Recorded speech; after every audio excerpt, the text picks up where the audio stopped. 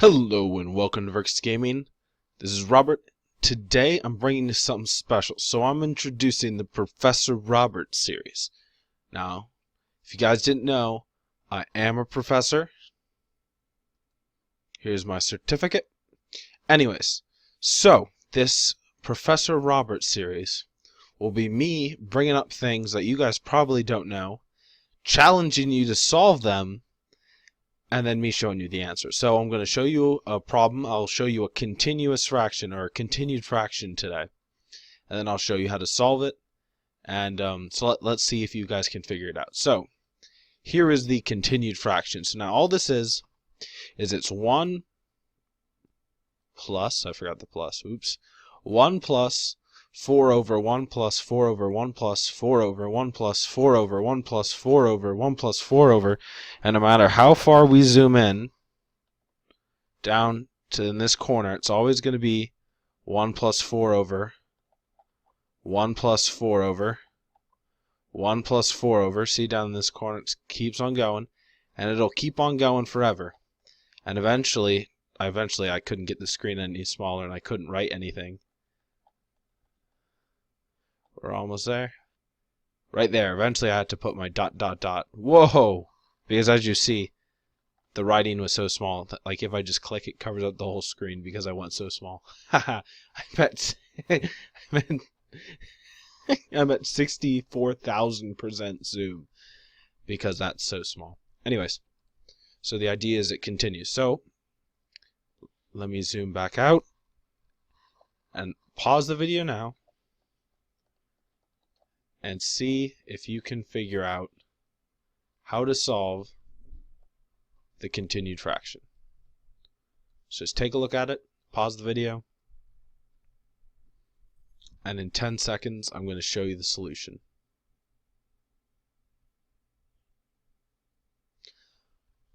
Okay, wow, 10 seconds goes pretty fast. Alright, so the solution is, well, I can't tell you the solution right now. I can't remember what the solution is, but we'll figure out. So at the moment we have 1 plus 4 over 1 plus 4 over ... That's what we're going to say.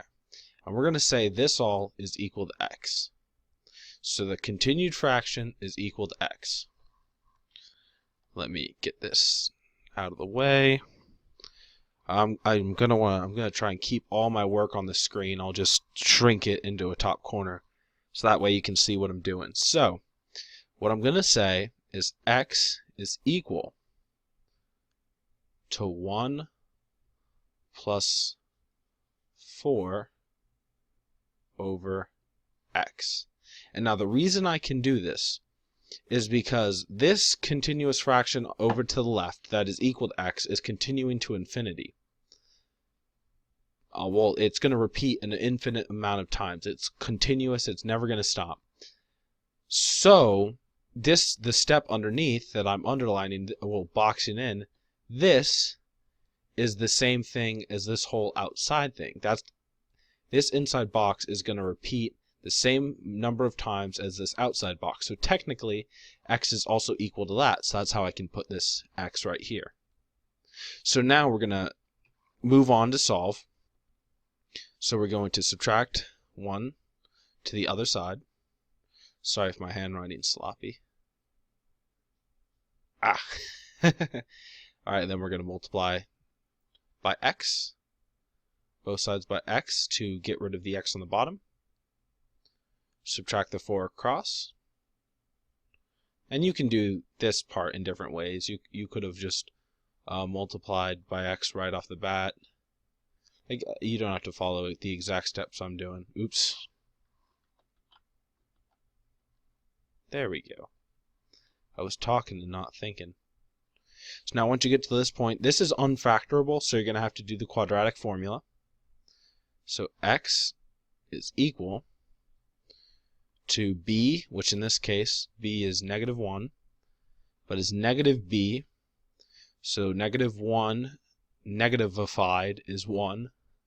So b plus or minus the square root of b squared, so 1 squared is 1. I'm kind of just, maybe I don't know. I'm being a little cheatsy here, and I'm doing the work as I'm writing stuff down. So, and then it's 4AC, and A is 1, and -4 is C. Well, C is -4. So we're just not even going to write the A because anything times 1 is itself. So we're not even going to bother. Same thing here, and then it's all over 2A. We're not going to write the A. So when we combine the insides here, okay, so my mom just walked in. So we're going to continue the video. Now this is like post-narration. that was kind of, I was like, really? But whatever. I could still do the math. Anyways, when you multiply -4 and -4, you get 16. So the under the square root is 1 plus 16, which then is equal, the total thing is equal to 1 plus or minus the square root of 17. I'm talking ahead of myself. There we go. Square root of 17 over 2. Wow, I write slowly. Oh, gosh, I write slowly. That was a real slow circle. Anyways, so that is the answer to the fraction. Now, I don't know exactly why it's plus or minus. I'll look into that for future reference. But if I figure out, I'll come back and tell you. Thank you so much for watching. If you enjoyed this, let me know in the comments. I might have more things like this to come.